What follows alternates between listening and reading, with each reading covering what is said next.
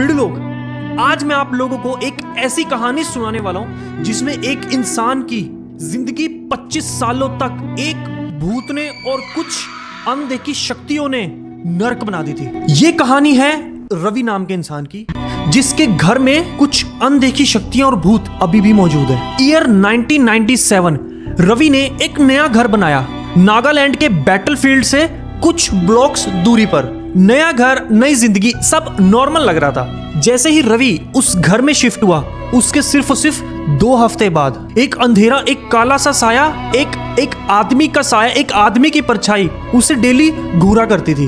वो जो आदमी था ना, वो ऐसा लगता था कि जैसे उसने सोल्जर की यूनिफॉर्म पहनी हुई है, कुछ ग्रे और ग्रीन कलर की यूनिफॉर्म में, और हमेशा वो एक ही जगह पे खड़ा रहता था, ड्राइंग रूम और किचन रूम के सेंटर में। ना वो कभी हिलता था, ना वो कभी कुछ बोलता था, वो जस्ट वहां पे खड़ा रहता था और रवि को घूरता रहता था। अब जो रवि है वो नॉर्मल इंसान है, उसको इन सब चीजों के बारे में क्या पता, ना उसको कोई नॉलेज है, वो कर भी क्या सकता था इस चीज के ऊपर, तो वो इग्नोर करता रहा। पर 2 साल बीत गए, वो काला साया अभी भी वहीं पर मौजूद था। जरा सोच के देखिए, 2 साल तक आपको एक काला साया घूर रहा है, क्या आप ऐसे घर में जी पाओगे?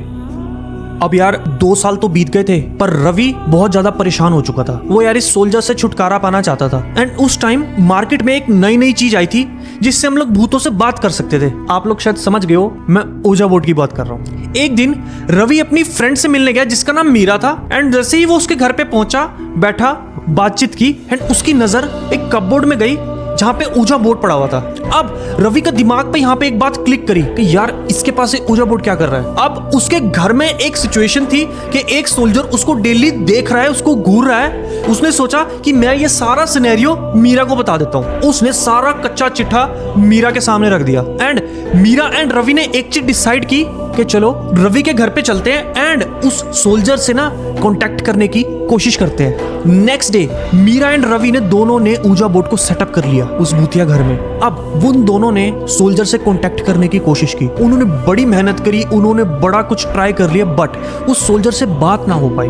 एंड थक हार के उन्होंने ऊजा बोर्ड को उठाया एंड मीरा अपने घर वापस चली गई। पर उस रात एक अनोखी चीज हुई, उस सोल्जर का काला साया गायब हो गया। अब रवि को तो लगा कि यार ये तो बहुत अच्छी चीज हो गई कि मेरे घर से वो साया चला गया, अब वो चैन की नींद सो सकता हूँ। 3 दिन तक उसके घर में कोई काला साया नहीं, बिल्कुल नॉर्मल लाइफ। बट चौथे दिन उसके घर में कुछ और ज्यादा डरावना आ गया था। जैसे ही रवि सोने जाता है, उसको बहुत ही भयानक सपने आते हैं। उसके सपनों में चुड़ैल, दम पिशाच आते हैं, उसके शरीर के अंदर घुसते हैं, वो अपने शरीर को काटते हैं, रवि को तकलीफ देते हैं, रवि की बॉडी के टुकड़े कर देते हैं। इतने भयानक सपने रवि को आने लग गए। जब तक ये सपने थे तब तक तो ठीक था, बट रवि की जिंदगी धीरे धीरे अंधेरे की तरफ बढ़ने लगी। उसकी तबीयत खराब होने लगी। वो रात को उसने सोना बंद कर दिया। उसकी तबीयत इतनी खराब हो गई, उसको मल्टीपल सर्जरी से गुजरना पड़ा।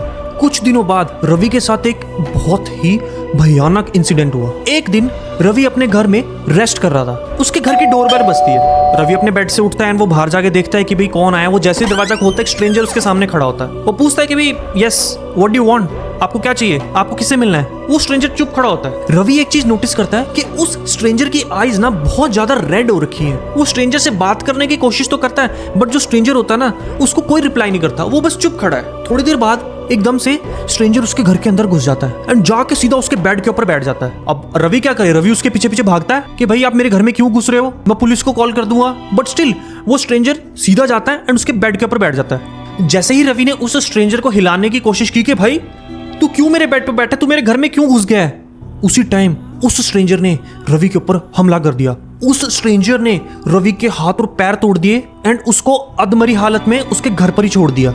पूरे 1 महीने तक रवि हॉस्पिटल में एडमिट रहा, उसका इलाज चला। उसने चैलेंज ले लिया कि यार मुझे ना ये सारी शक्ति है ना, मुझे निकालनी है यहाँ से, इस घर से।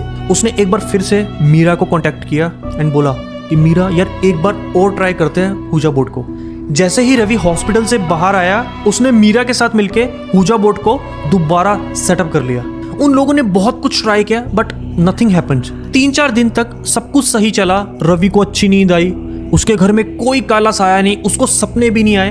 बट 5वें दिन वो जैसे ही सोया, उसको सपना आया कि उसके रिश्तेदारों को उसी के घर में कीलों पर टांग दिया है। उसकी गली के कुत्ते कढ़ाई में फ्राई हो रहे हैं। एंड चौंकाने वाली बात तो ये थी कि रवि खुद उन सबको टांग रहा है, उस कुत्ते को फ्राई कर रहा है। जब तक ये सारे सपने थे तब तक तो ठीक था, बट अब रवि को दिन में भी ये सब चीजें दिखाई देने लगी, उसको इल्यूजन होने लगे, उसका दिमाग खराब होने लगा। रवि को समझ ही नहीं आ रहा था कि ये सब हकीकत है या फिर ये सब एक सपना चल रहा है। इन सब चीजों के बाद रवि को स्लीप पैरालिसिस हो गया। उसे लगता था कि उसके कंधे पे ना एक बूढ़ी औरत बैठी हुई है, सफेद बालों वाली, जिसकी बड़ी बड़ी सी आंखें हैं और लाल कलर की हैं। दिन भर उसे शैतानी चीजें दिखती थी, रात को उसको चुड़ैलें दिखती थी। उसे ऐसा लगता था कि मेरे साथ कोई है, मेरे शरीर के अंदर कोई है। उसे बुरे बुरे ख्याल आते थे कि मैं किसी को मार दूं या मैं खुद आत्महत्या कर लूं। उसकी मेंटल हेल्थ इतनी खराब हो गई थी कि उसको हॉस्पिटल में एडमिट होना पड़ा। 25 साल तक, कैन यू बिलीव दिस, 25 साल तक रवि ने इन सब चीजों को झेला। इतना मेंटल स्ट्रेस, भूत पिशाच, पता नहीं क्या क्या, ये सब चीज उसके ऊपर बीती। पर जैसे ही उसकी फाइनेंशियल कंडीशन थोड़ी सी सही हुई, उसने सबसे पहला काम किया कि इस घर को बेच दिया एंड अपने लिए एक नए शहर में नई जगह पे घर ले लिया। उसने अपना सारा सामान यहां से वहां पर शिफ्ट किया एंड वो वहां पर रहने लगा। उसने एक चीज नोटिस करी कि इस घर में उसको बिल्कुल भी नेगेटिविटी नहीं लग रही थी, ना भूत ना पिशाच। जैसे ही वो उस घर में गया, उसकी हेल्थ एकदम सुधर गई, वो स्ट्रेस फ्री रहने लगा और वो खुश रहने लगा। वो घर रवि के लिए सच में श्रापित ही था। बीड़ लोग, तुम लोगों को क्या लगता है कि वो सिर्फ रवि की इमेजिनेशन थी या फिर सचमुच वो घर श्रापित था?